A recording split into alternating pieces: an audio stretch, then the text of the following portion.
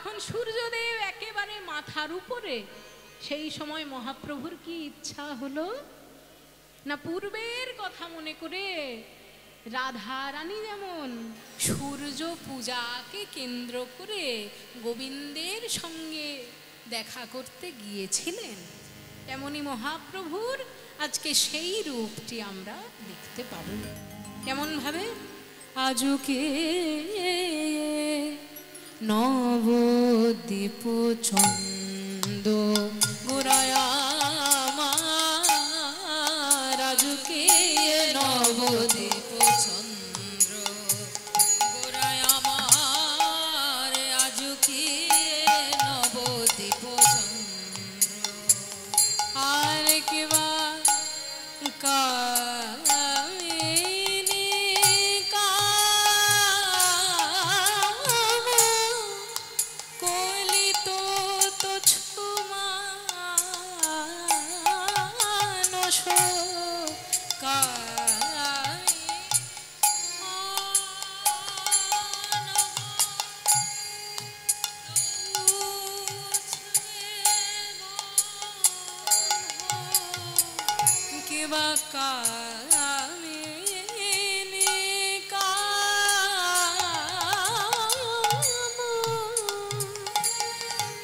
মহাপ্রভু আমার,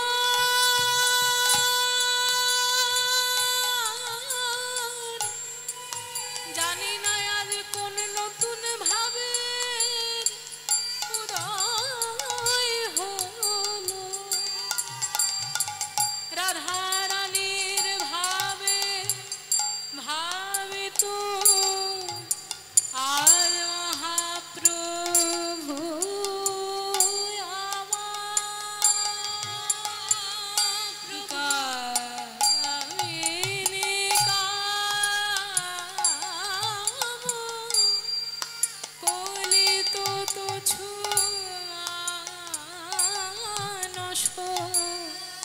আজ গতিও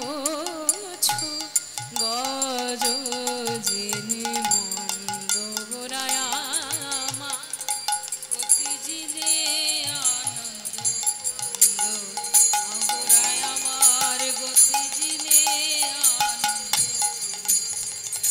আমার, গতি যিনি গজ যিনি মন্দ গোরায় আমার, আজকে নবদ্বীপ মহাপ্রভু আমার মাঝ দিনে হঠাৎ করে তার হৃদয়ে রাধা ভাব যখন প্রকাশ পেয়েছে, তিনি কি করলেন? মাঝ দিন হে পুন বসনে আবৃত তনু,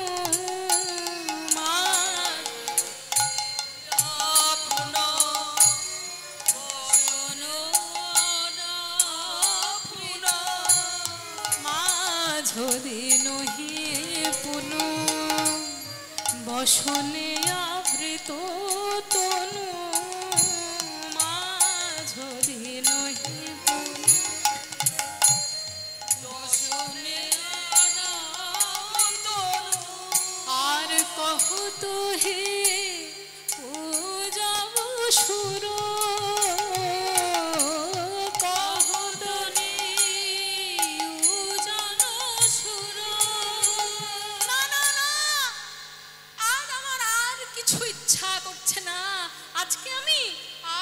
সূর্য পূজা করতে যাব, সূর্য পূজা করতে যাব, সূর্য পূজা করতে যাব। কিবা ভাব সে প্রভু বলে সূর্য পূজা করতে যাব, বলে ভাব সে প্রভু বলে আমি সূর্য পূজা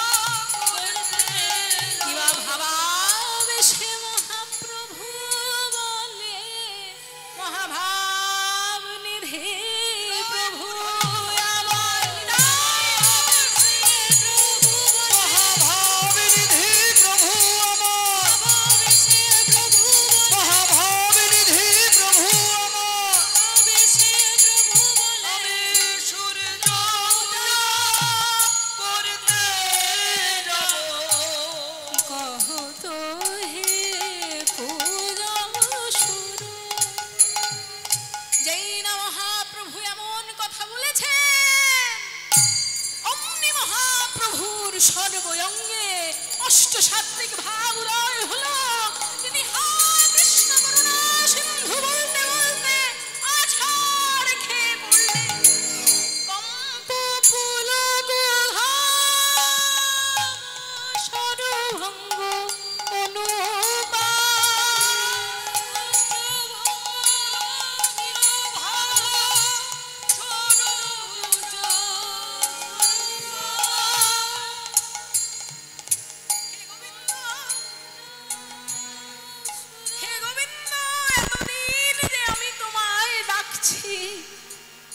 একবারও কি তুমি আমার ডাকে আমার কাছে আসবে না প্রভু? দেখো তোমার জন্য আমি সূর্য পূজা করব বলে যাচ্ছি, আর মহাপ্রভুর মুখে এই কথা আসতে আসতে অষ্টসাত্ত্বিক ভাব কম্প পুলক ভাব সর্বঙ্গ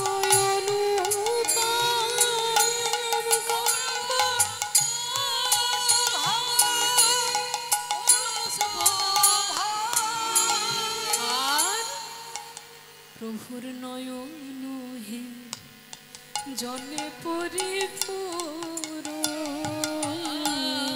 নয়ন হে জলে পরিপূর্ণ, প্রভু নয়ন ধারায় ভেসে যায় গো, নয়ন ধারায় ভেসে যায়, প্রভু নয়ন ধারায় ভেসে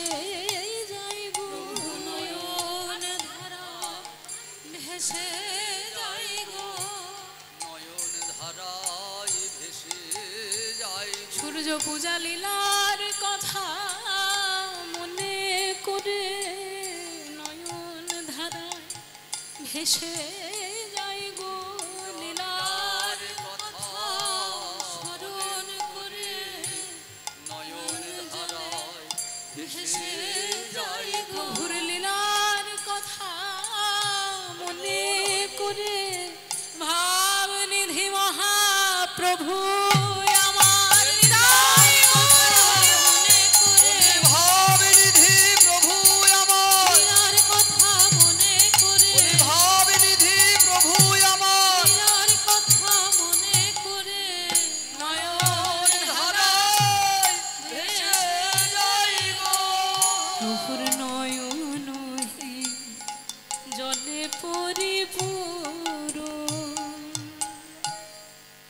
মহাপ্রভু আমার আজ ভাবলেন আমি আজ সূর্য পূজা করার জন্য যাব।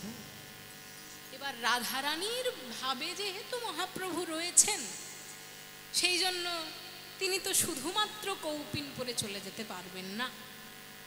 তাহলে তিনি কি পরবেন? মহাপ্রভু আজকে শাড়ি পরে যাবেন সূর্য পূজা করতে। শাড়ি পরলেন মহাপ্রভু, বুঝলেন? কিন্তু শাড়ি পরলেন কেমন করে সেটা আমি পরে বলছি, আগে গানটা শুনুন। বাম ভুজ হে পুন বসনে আবৃত তনু,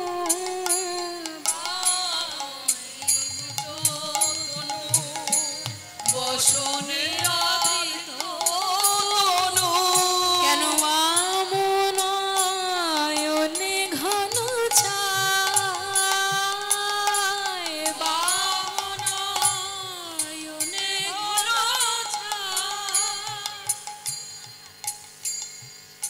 শুনুন, মন দিয়ে শুনলেন কথাটা? বাম ভুজনে ভুজহি পুন বসনে মুখ ঝাঁপই। আচ্ছা মায়েরা, যারা যারা শাড়ি পরে এসছেন তারা একবার মন দিয়ে নিজেদের দিকে তাকিয়ে দেখুন। শাড়ি পরার পরে আপনি যদি ঘোমটা নিতে চান তাহলে আপনি কোন হাত দিয়ে ঘোমটা নেবেন? কোন হাত দিয়ে নেবেন? ডান হাত দিয়ে, তাই তো? কেমন ভাবে নেবেন একবার নিন দেখি। হ্যাঁ, মাথার উপর থেকে ডান হাত দিয়ে ধরবেন, ঠিক? মেয়েরা ঘোমটা নিলে ডান হাত দিয়ে ঘোমটা নেয়, তাই তো? মহাপ্রভু এমন ভাবে শাড়ি পরেছেন যে মহাপ্রভুর ঘোমটা বাঁ দিক দিয়ে নিতে হচ্ছে। এবার জিনিসটা শুনে মনে হবে যে মহাপ্রভু হয়তো শাড়ি পরতে ভুল করেছেন, তাই তো? শাড়ি পরতে ভুল না করে তো বাঁদিক দিয়ে ঘোমটা হওয়ার কথা নয়। কিন্তু মায়েরা, আপনারা কিন্তু একটা জিনিস পুরোপুরি ভুলে গেছেন। কি ভুলে গেছেন? যে রাধারানীকে আমরা যতই বাঙালির মেয়ে বলে মনে করি না কেন, রাধারানী কিন্তু বাঙালির মেয়ে নন।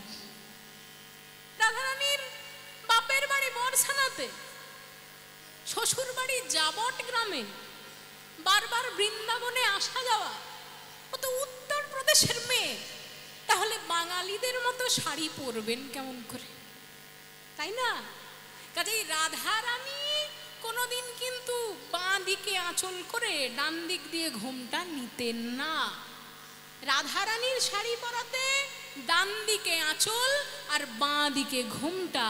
আর মহাপ্রভু যেহেতু রাধারানীর ভাবেই বিভাবিত, সেই জন্য তিনিও ডান দিকে আঁচল করে বাম ভুজ ফুল আর বসনে আবৃত তনু, বামহি ভুজ তনু, বসনে আবৃত তনু, কেন বাম নয়নে ঘন চায়, বাম নয়নে ঘন চায়, কেন বাম নয়নে চাইছে গোরা, বাম নয়নে চাইছে গোরা, বুঝিবা মানাইকার ভাবে ভোরা, বাম নয়নে চাইছে গোরা, বুঝিবা ভাবে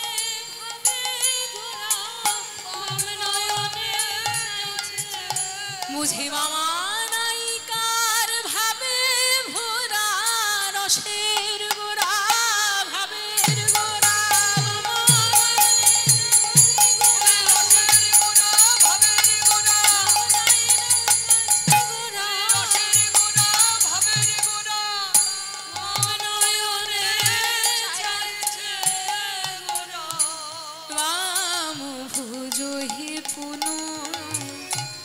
বসনে মুখ ঝাপুই রে, বাম নয়নে মুখ চায়, এ রাধা মোহন দাসে চিতে অভিলাষ হয়ে, বাম নয়নে বলে চিতে অভিলাষ হয়ে, আর রাধা মোহন দাসে চিতে অভিলাষ হয়ে, রাধা মোহন দাসে চিতে অভিলাষ হয়ে, ছয় চরণ জনু পায়, ছয় চরণে জনু পায়। ভাগ্যবান পদকর্তা রাধা মোহন দাস ঠাকুর বলছেন, হে মহাপ্রভু, তুমি আজ সূর্য পূজা লীলা প্রকাশের জন্য যে রাধারানীর ভাবটি নিলে, আমি আর কিছু চাই না, আমি তোমার আর কোনো রূপ দেখতে চাই না, কিন্তু আজ যে এত সুন্দর রূপটি তুমি গ্রহণ করেছো, এই রূপেই যেন তুমি আমার হৃদয়েও প্রকাশ হও। তুমি এই না রূপে দেখা দিও, তুমি এই না রূপে দেখা দিও, এই না রূপে দেখা দিও, এই না রূপে দেখা দিও, রাধা ভাবে ভোলা গোরা, এই না রূপে দেখা দিও, এই রাধা রূপে ভরা গোরা, এই না রূপে দেখা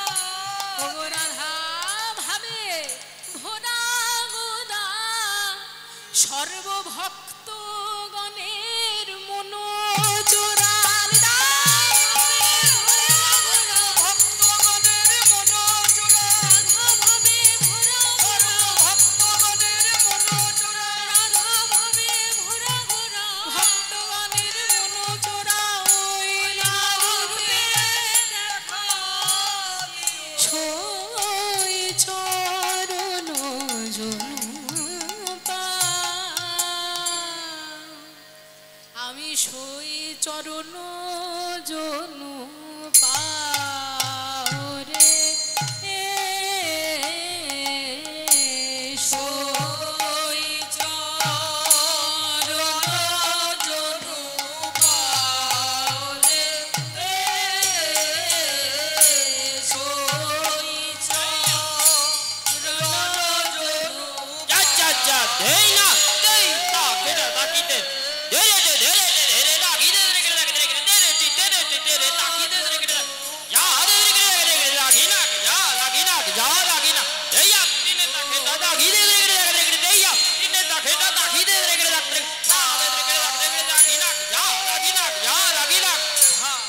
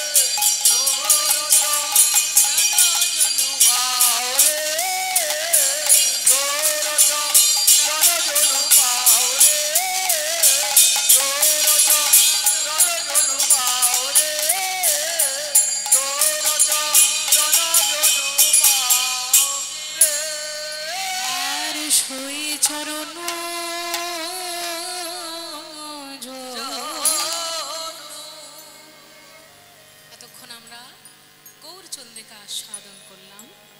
এবার নিজেদের হৃদয়গুলিকে নিয়ে বৃন্দাবন ধামে যেতে হলো। তা মায়েরা এবং ভক্তগণ বলছি, কারা কারা আমার সঙ্গে বৃন্দাবন ধামে যাবেন একবার হাত তুলুন দেখি।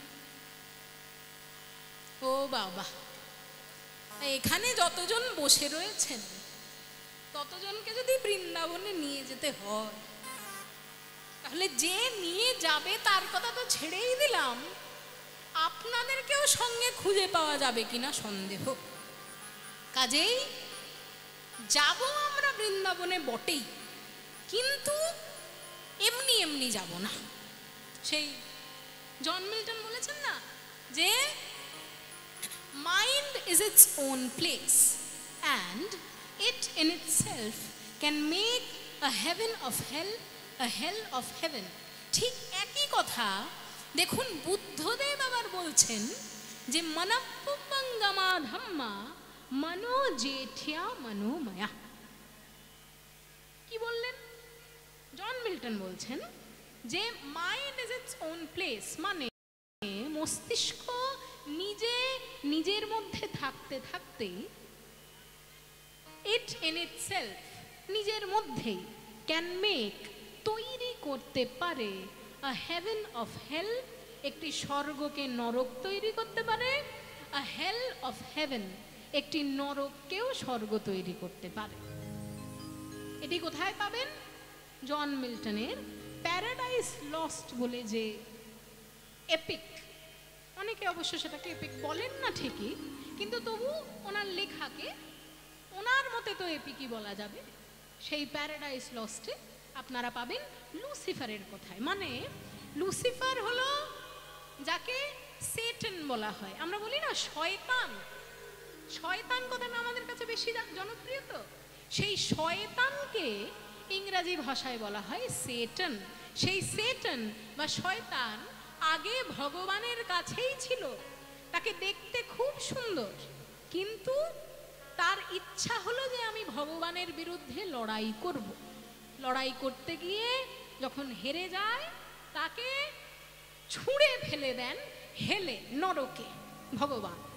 এবার সেখানে আসার পর তারপর থেকেই তাকে লুসিফার বলে ডাকা হয়, তার আগে কিন্তু তাকে লুসিফার বলা হতো না।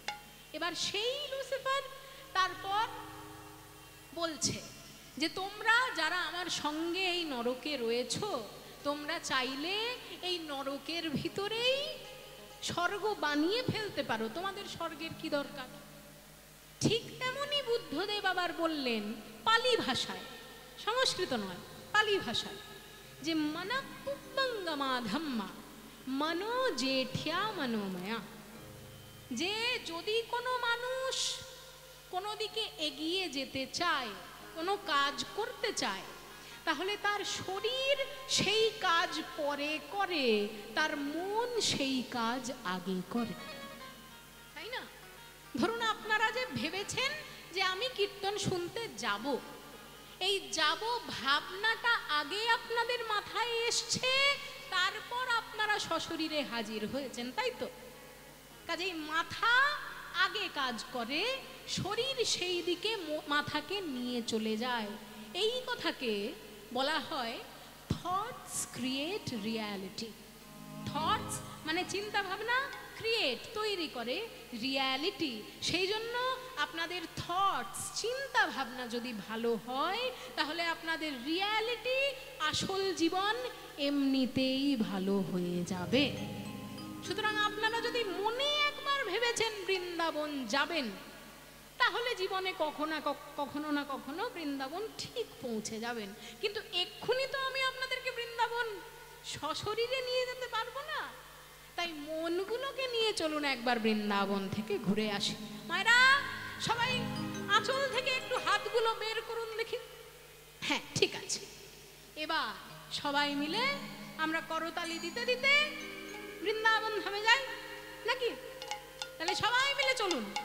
চলো মানা আরে আমাকে গানটা গাইতে দিন, তারপর তো করতালি দেবেন, তালে তালে করতালি দেবেন, ঠিক আছে? চলো মানা গঙ্গা যমুনা তীর, চলো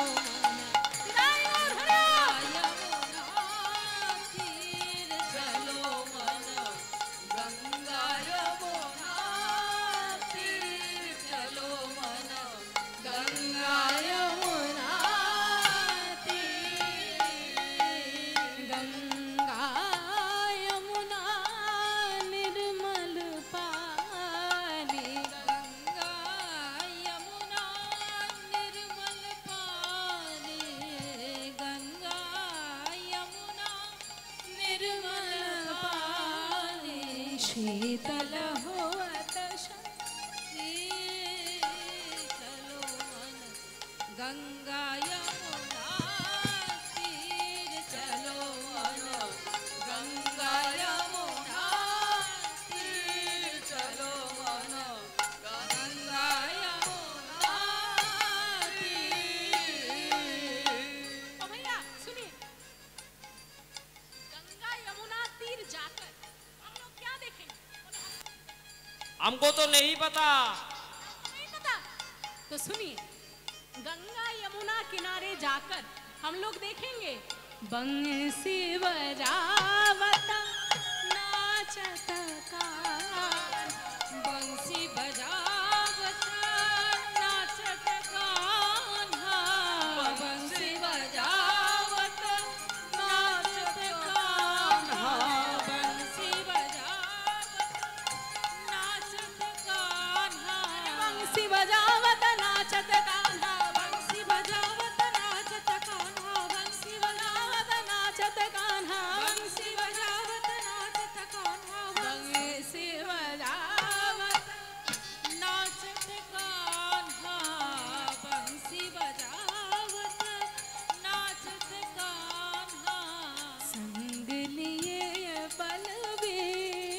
चलो मन गंगा यमुना तीर चलो मन गंगा यमुना तीर चलो मन गंगा यमुना तीर।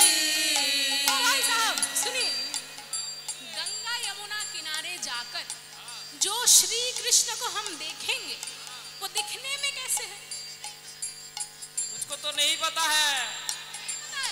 तो सुनिए, वो दिखने में ऐसे है। मोर मुकुट पीतांबर शोहे, मोर मुकुट पीतांबर शोहे, मोर मुकुट पीतांबर शोहे, मोर मुकुट पीतांबर शोहे। শুনুন শুনুন শুনুন, একটা পার্সোনাল কথা আপনাদের সাথে বলি, শুনুন। এই যে পীতাম্বরে সোহে বলতে গিয়ে মনে পড়ে গেল, কালকে এখানে গানে আসবো তো, গানে আসার আগে শাড়ি টাড়ি সব ঠিক করে আসতে হয়। এবার অনেক শাড়ি তো, তার মধ্যে ঠিক করা যায় না যে কোনটা নেওয়া হবে কোনটা নেওয়া হবে না। আমি বললাম কালকে সূর্য পূজা তো, কাজেই তুমি হলুদ লাল কোনো একটা শাড়ি নিয়ে নাও। মা এই শাড়িটা নিয়েছে। ও মা, এসে দেখি কি যে কজন মায়েরা এই জয়নিতাই মাতাজি গণের মধ্যে রয়েছেন তারা সবাই হলুদ লাল পরে আছে। এমনকি শ্রীকৃষ্ণ নিজেও হলুদ পরতে ভালোবাসেন। কেন? কারণ রাধারানীর গায়ের রং তো হলদেটে ফর্সা, সেই জন্য গোবিন্দ যখন হলুদ পরতেন মনে করতেন রাধারানী তার সঙ্গেই আছে। তাই গোবিন্দ সারা জীবন হলুদ পরতে ভালোবাসেন। আজকে মায়েরাও হলুদ পরেছেন, আমিও হলুদ পরেছি, এমনকি দাদারাও হলুদ পরেছেন। কাজেই সবাই মিলে মোর মুকুট পীতাম্বর শোভে, মোর মুকুট পীতাম্বর শোভে, পীতাম্বর শোভে, পীতাম্বর শোভে, পীতাম্বর শোভে, পীতাম্বর শোভে, মোর মুকুট পীতাম্বর শোভে, কুণ্ডল ঝলকত हीर चलो मन गंगा यमुना तीर चलो मन गंगा यमुना तीर चलो मन गंगा यमुना तीर। তা আপনারা যে বৃন্দাবন যাওয়ার জন্য এত সুন্দর গানটি শুনলেন, যদি আপনাদেরকে ট্রেনে যেতে হতো টাকা দিতে হতো না? তাহলে বৃন্দাবন যাওয়ার জন্য এত সুন্দর গান শুনলেন, তা গানকে যদি আপনারা কিছু দক্ষিণা না দেন তাহলে তো হবে না। গানকে দক্ষিণা কেমন ভাবে দেওয়া যায়? গান যিনি লিখেছেন তাকে প্রণাম জানি। কাজে এমন সুন্দর গানটি লিখেছেন মীরাবাই, সেই মীরাবাইয়ের চরণে প্রণাম জানিয়ে চলুন বৃন্দাবনে যাই। ताई मीरा के प्रभु गिरधर नागर, मीरा के प्रभु गिरधर नागर, मीरा के प्रभु गिरधर नागर, मीरा के प्रभु गिरधर नागर, चरण कमल पर शीर चलो मन गंगा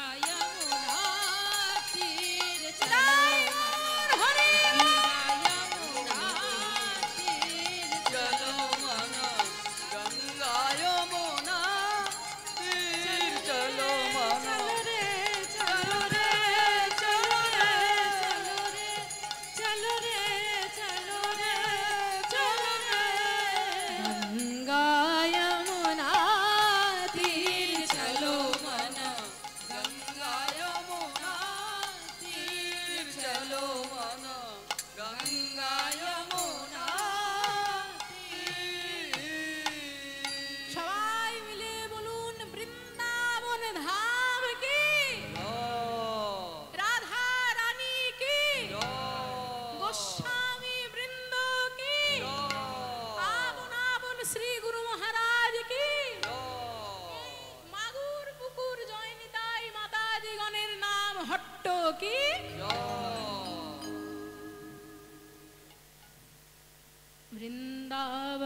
सखि भुवो वितनोति कीर्तिं यद् देवकी सुतपदाम्बुजलब्धलक्ष्मी गोविन्द वेणुमनमत्तमयूरनृत्यं प्रेक्षादृशान्ववरतान्यसमस्तसत्त्वम्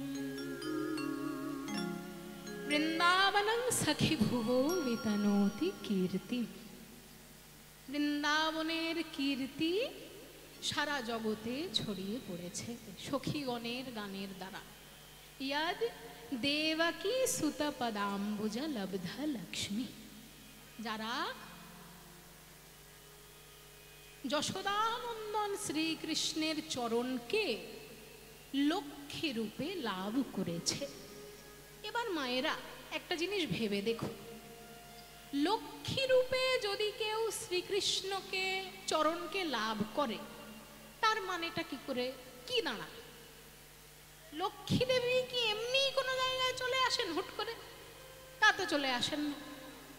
লক্ষ্মী দেবী, যারা লক্ষ্মীর পাঁচালী পড়েছেন তারা জানেন যে লক্ষ্মী দেবী বড় চঞ্চলা। একবার যদি লক্ষ্মীকে কোনো মানুষ একটু অবহেলা করে, সেই লক্ষ্মী দেবীর ভালোবাসা যে আবার কবে আপনার প্রতি জন্মাবে তার কোনো ঠিক নেই। তাহলে লক্ষ্মী দেবী হঠাৎ করে বৃন্দাবনে কি করে চলে এলেন যশোদা সুতের দ্বারা? শুনো, খুব মন দিয়ে বুঝবেন ব্যাপারটা। আমাদের ছোটবেলায় একটা সংস্কৃতের শ্লোক পড়ানো হয়েছিল, কিন্তু দুঃখের বিষয় হলো সেই সংস্কৃত শ্লোকটি আমি প্রায় পুরোটা ভুলে গিয়েছি, কিন্তু অল্প একটু শেষের অংশটি মনে আছে।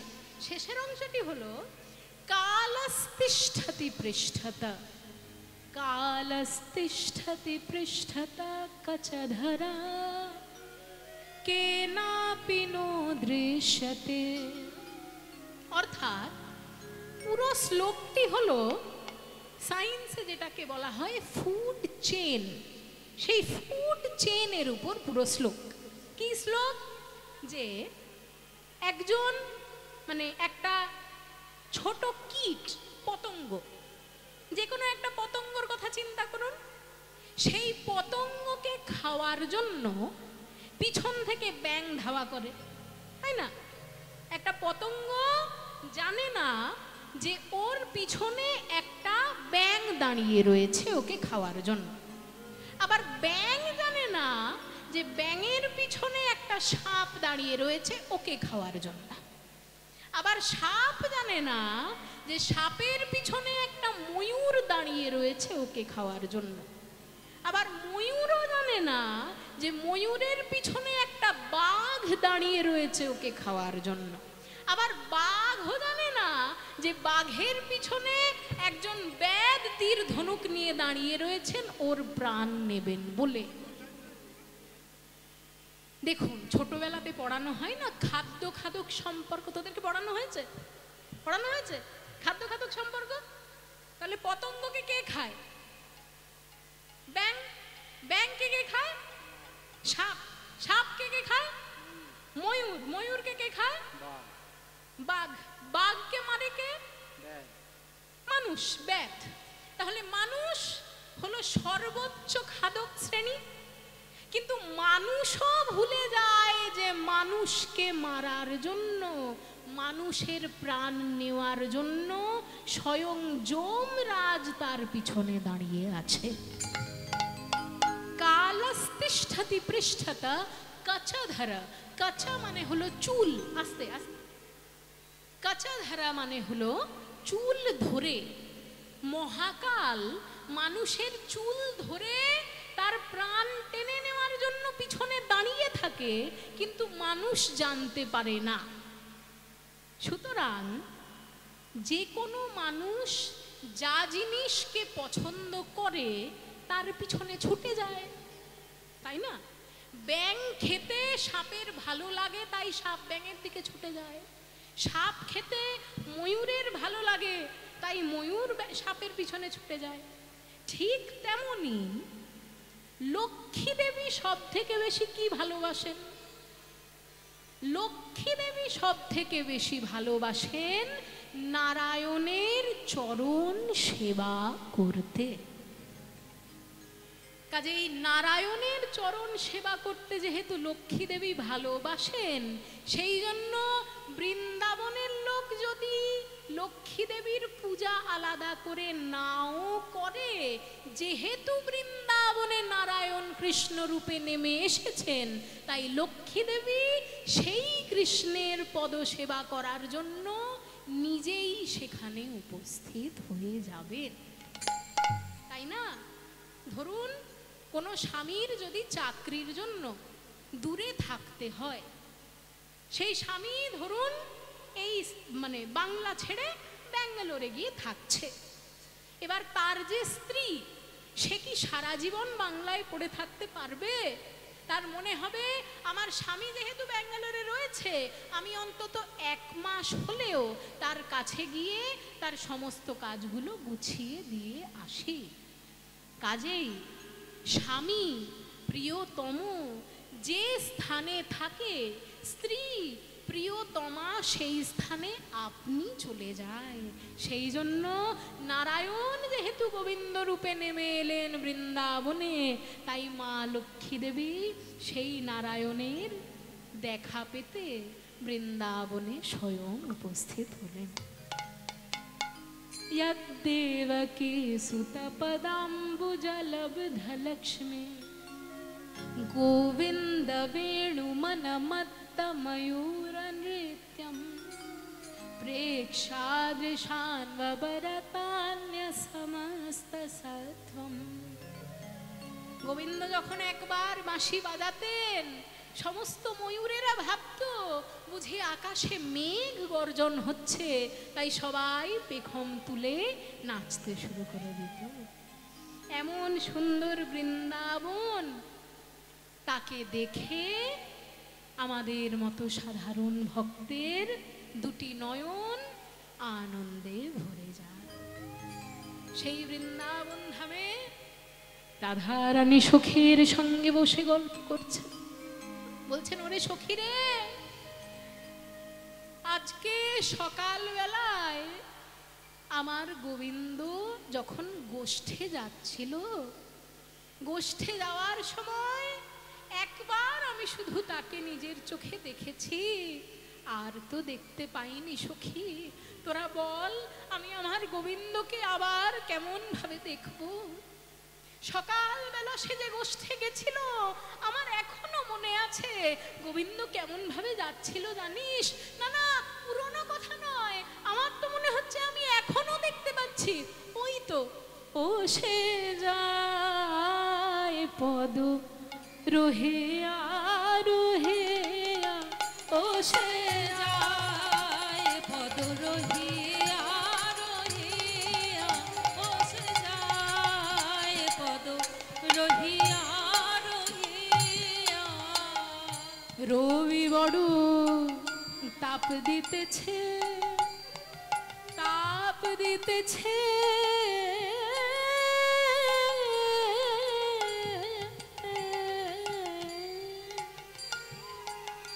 আমার সোনার মধুর চাঁদ মুখ ঘামে আছে, ও তো ঘাম নয়, ঘাম নয়। রাধারানী বলছেন, রবি বড় তাপ দিতেছে, রবি বড় তাপ দিতেছে। সকালবেলা যখন গোবিন্দ যাচ্ছিল, সূর্যের তাপে আমার বধূ ঘেমে গেছিল। কিন্তু আমার বধূ যখন ঘেমে গেছিল, ওকে দেখে মনে হচ্ছিল না যে ওর গা থেকে ঘাম ঘর্মবিন্দু বেরোচ্ছে। দেখে কি মনে হচ্ছিল জানিস? নীল পদ্মে যেমন সাদা রেণু থাকে, তেমনি আমার গোবিন্দের মুখ যেন একটি নীল পদ্ম, আর তার মধ্যে মকরন্দ অর্থাৎ সাদা রেণু, সাদা মধু যেন ঝরে ঝরে পড়ছে, যেন শ্বেদ মকরন্দ পড়ু ঝরিয়া ঝরিয়া, ও সে যায় পদ রহিয়া রহিয়া, ও সে যায় পদ রহিয়া রহিয়া। সখী আমি যদি, আরে সখী আমি যদি মালা হতাম, মালা হতাম,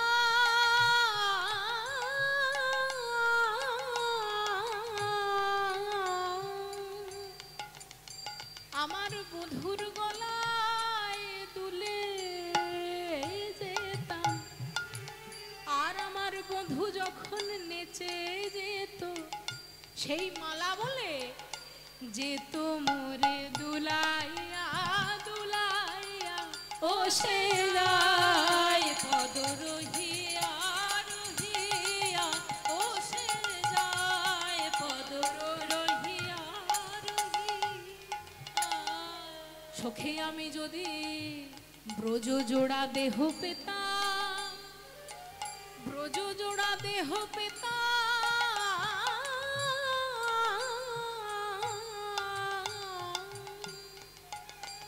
আমি সারা ব্রজের মাঠে বিছাইতাম, আর বধূ যখন নেচে যেত বধূ আমার বুকের উপর দিয়ে যেত তখন নাচিয়া নাচিয়া, ও সে যায় পদ রহিয়া রহিয়া, ও সে যায় পদ রহিয়া রহিয়া।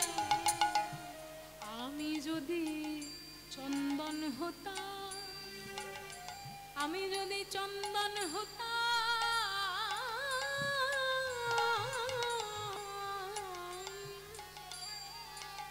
আমার বধুর সারা অঙ্গে আমি তখন মাখা রইতাম।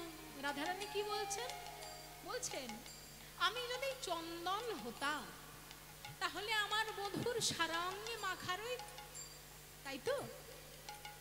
সারা অঙ্গে চন্দন মাখলে কি হয়? অঙ্গ মানে শান্ত হয়, ঠান্ডা হয়ে যায়। তাহলে আমি যদি চন্দন হতাম, বধুর সারা গায়ে মাখা থাকতাম, কিন্তু যেই একবার বধূ ঘেমে যেত, যখন কোনো মানুষ চন্দন পরে ঘেমে যায় সেই চন্দন তো গলে গলে নিচে পড়ে।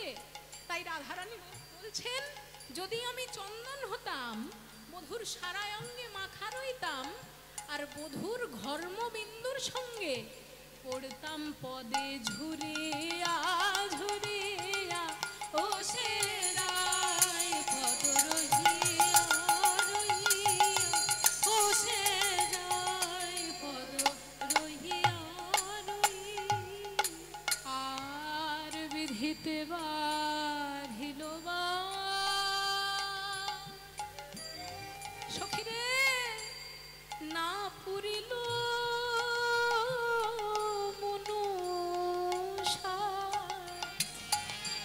ভেবেছিলাম গোবিন্দকে আরেকবার দেখবো, আর তো আমার দেখা হলো না, তাই মরি প্রাণ ঝুরিয়া ঝুরিয়া, ও সে যায় পদ রহিয়া রহিয়া, ও সে যায় পদ রহিয়া রহিয়া।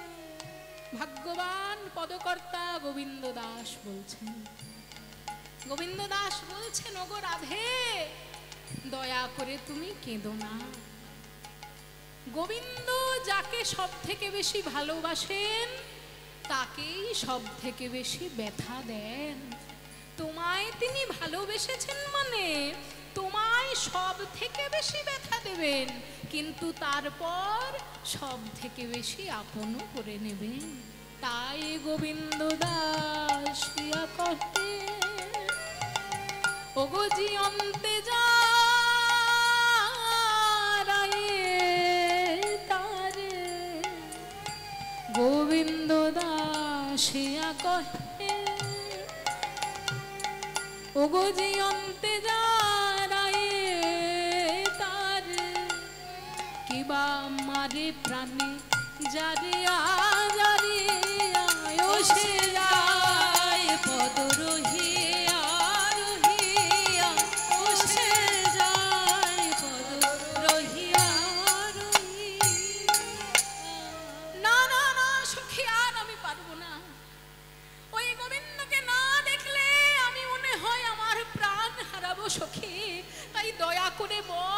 আমি আমার গোবিন্দের সঙ্গে কেমন ভাবে দর্শন করতে পারবো? গোবিন্দের দর্শন আমি কেমন ভাবে পাবো, আমায় বল।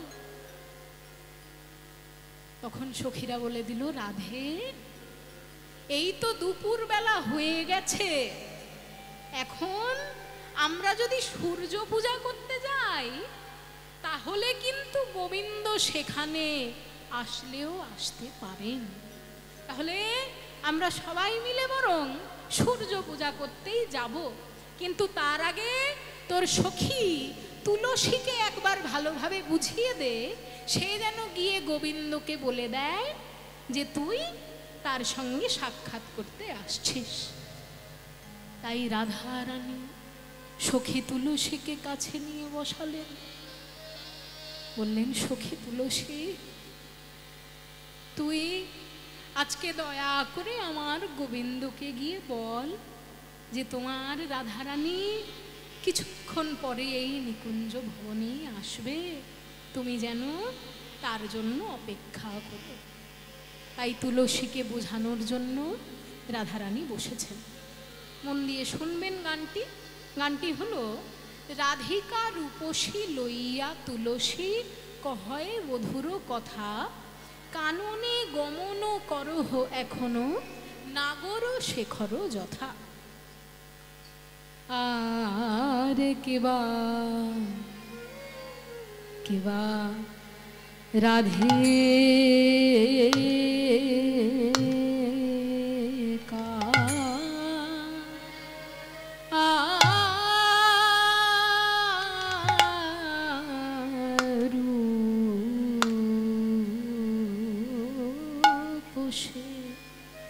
রাধিকা রূপসী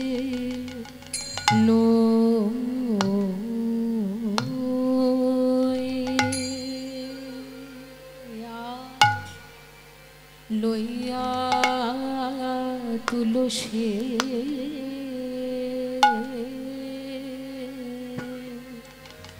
আজ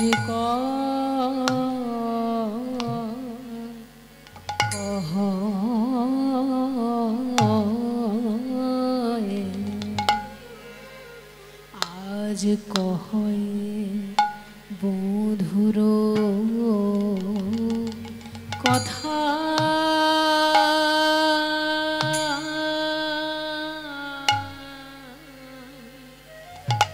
ধনির আমার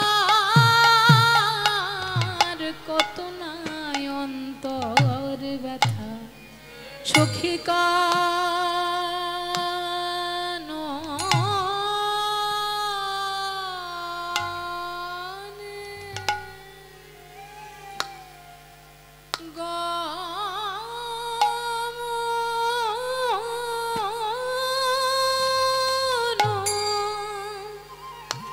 গমন করো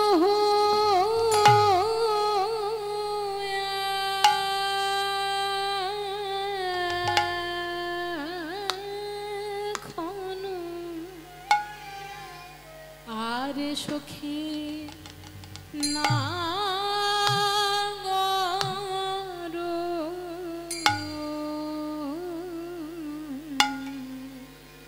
আমার নাগর সে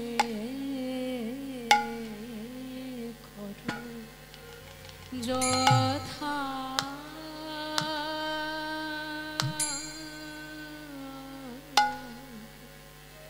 ধনির আমার কত নাই অন্তর ব্যথা,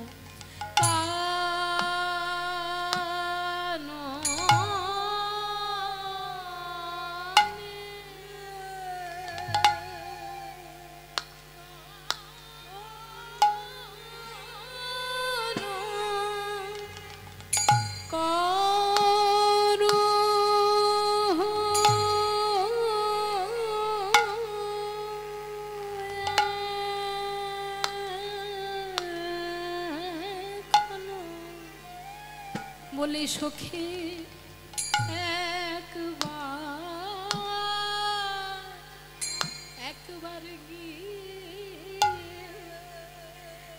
একবার গিয়ে দেখে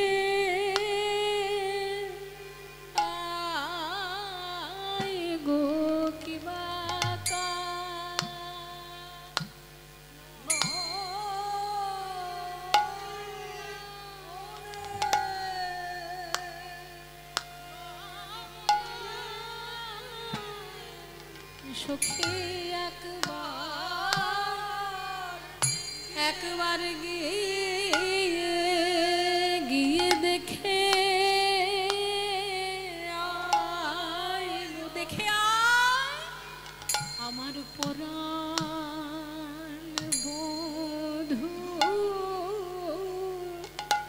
পরাণ বধূ কেমন আছে সখী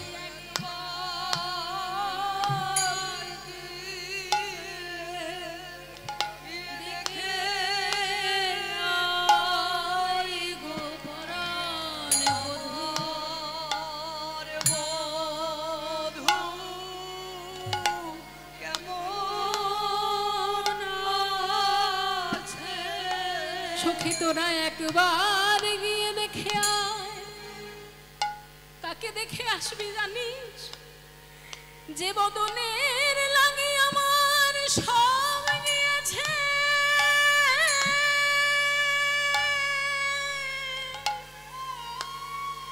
যে বদন না হেরিলে আমি প্রাণে মরি,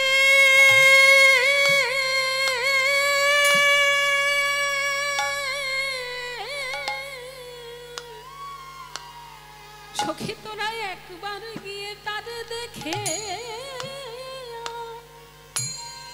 সে বদন কেমন জানিস? সে যে বংশী গানামৃত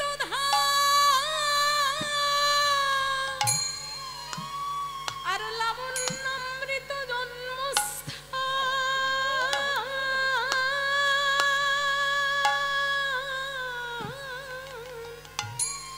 ওগো যে না দেখে চাঁদ ময়ান,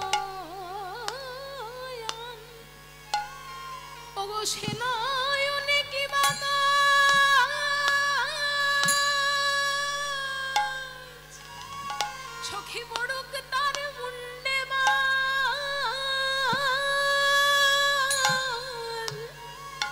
সেই নয়ন রহে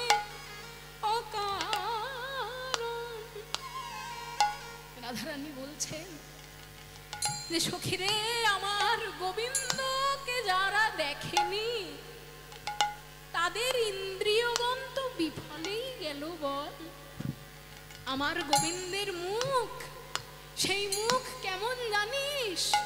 বংশী গানামৃত ধাম, বাঁশির এত সুন্দর অমৃতময় গান আমার গোবিন্দের মুখ ছাড়া তো বেরোয় না সখী। বংশী গানামৃত ধাম, লাবণ্যামৃত জন্মস্থান। লাবণ্যামৃত বলে যদি কিছু থাকে, সেই লাবণ্য একমাত্র গোবিন্দের বদনেই আছে, আর কোথাও নেই। তাই আমার কি মনে হয় জানিস? যদি কোনো ব্যক্তি জীবনে গোবিন্দের বদন না দেখে থাকে, তার জন্ম হওয়ার থেকে জন্ম না হওয়াই ভালো। আমার চক্ষু এমন ভাবে বিফল হলো, আমার কর্ণ কেমন ভাবে বিফল হলো জানিস? গোবিন্দের বংশীধ্বনি যার কর্ণে একবার প্রবেশ করেনি, তার কর্ণ কি কখনো সফল হতে পারে সখী? আমার গোবিন্দের বংশীধ্বনি আমার কর্ণে প্রবেশ করেনি, তাই আমার কর্ণ বুঝি বিফলে গেল। আমার নাসিকা মৃগুমদ নীলোৎপল মিলনে যে পরিমল। পৃথিবীতে তো কত অগুরু চন্দন, কত নানান সুন্দর প্রসাধনী দ্রব্য আসতে মানুষরা মাখে, তা থেকে নাকি সুগন্ধ ছড়ায়, কিন্তু আমার গোবিন্দকে তো কোনোদিন সুগন্ধি মাখতে হয়নি। তবুও গোবিন্দের অঙ্গ থেকে মৃগমদ কস্তুরী আর নীল পদ্মের গন্ধ মিশালে যে গন্ধ হয়, তার থেকেও বেশি সুন্দর গন্ধ আমরা পাই। মৃগমদ নীলোৎপল মিলনে যে পরিমল, যেই হরে তার গর্বমান। হেন কৃষ্ণ অঙ্গ গন্ধ নাহি যারে সে সম্বন্ধ, সেই নাসা ভস্ত্রার সমান। আমার নাসিকা এইভাবে বিফল হলো সখী, আমার মুখ কৃষ্ণ অধরামৃত, কৃষ্ণ গুণ সুচরিত, সুধা সারে সাধু বিনিন্দ, সে সম্বন্ধ নাহি যার, বৃথা জন্ম গেল তার। সেই জিহ্বা ভেক জিহ্বা সম, গোবিন্দের কথা যে বলল না, গোবিন্দের অধরামৃত প্রসাদ যে গ্রহণ করল না, তার জিহ্বা আর একটি ব্যাঙের জিহ্বা, ভেক জিহ্বা, মধ্যে কোনো তফাৎ নেই। গোবিন্দের স্পর্শ কোটি চন্দ্র সুশীতল, সেই কোটি চন্দ্র সুশীতল স্পর্শ যার অঙ্গে হয় নাই, তার পরশ যেন স্পর্শ মনি, সে সম্বন্ধ নাহি যার সখী, তার মধ্যেই তো আমি পড়লাম। তাহলে আমার ত্বক বিফল হবে না তো কার ত্বক বিফল হবে বল সখী? শুধু তাই নয় সখী, সখী রে সখী, জন্ম থাকতে বুঝি গোবিন্দের অমন সুন্দর রূপ, অমন সুন্দর স্পর্শ, অমন শব্দ গন্ধ কোনো কিছুই আমার গ্রহণ করা হলো না। তাই বলি সখী শুনো মোর হতবিধি বল, এই বপু চিত্ত মন আমার ইন্দ্রিয় সকল, আমার কৃষ্ণ বিনা সকলই বিফল। তাই সখী গোবিন্দ বিনা আমার ইন্দ্রিয় সকল বিফল হয়ে যাবে সময় থাকতে থাকতে। তাই বলি সখী, বলি সখী একবার গিয়ে গিয়ে দেখে আয় গো আমার সোনার মধু কেমন আছে,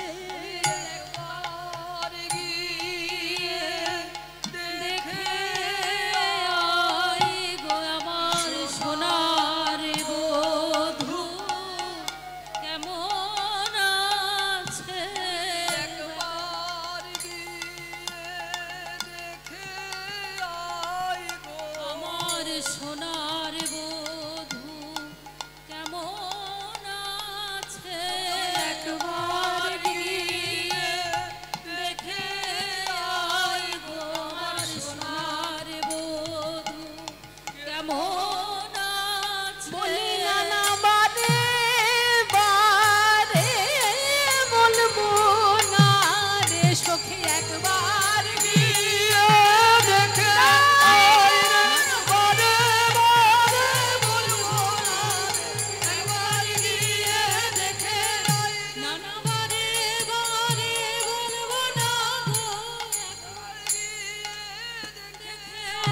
সখী একবার গিয়ে গিয়ে দেখে আয় গো আমার সোনার বধূ কেমন আছে কিবা রাধে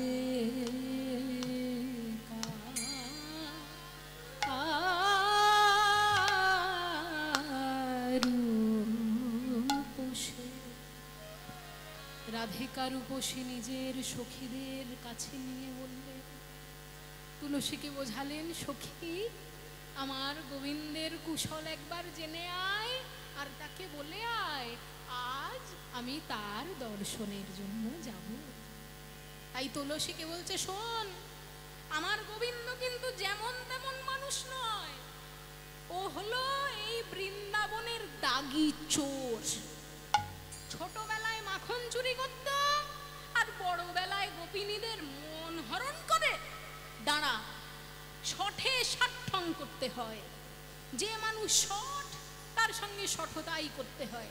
কাজেই তার সঙ্গে খুব বেশি ভালোবাসা দেখিয়ে তোকে কথা বলতে হবে না, একেবারে বুদ্ধিমত্তার সঙ্গে কথা বলে আসবি। কেমন বুঝে? যখন দেখবি ঠিক সময়, সেই সময়ই তার সঙ্গে কথা বলবি, না হলে কিন্তু ও চতুরতা প্রকাশ করবে। সময় বুঝিয়া সরস হইয়া, সময় বুঝিয়া সরস হইয়া, সময় বুঝিয়া সরস হইয়া, সময় বুঝিয়া সরস হইয়া, মিলিবে না গরু কান, সময় বুঝিয়া সরস হইয়া আর চতুর নিকটে, চতুর নিকটে কহিবি কপটে রাখিবে আপন মান, চতুর নিকটে কইবি কপটে রাখিবি আপন মান। নিজের সম্মান যদি বজায় রাখতে চাস তাহলে কপটতা করে কথা বলবি, কারণ ওই লোকটিও কিন্তু খুব একটি সুবিধার নয়।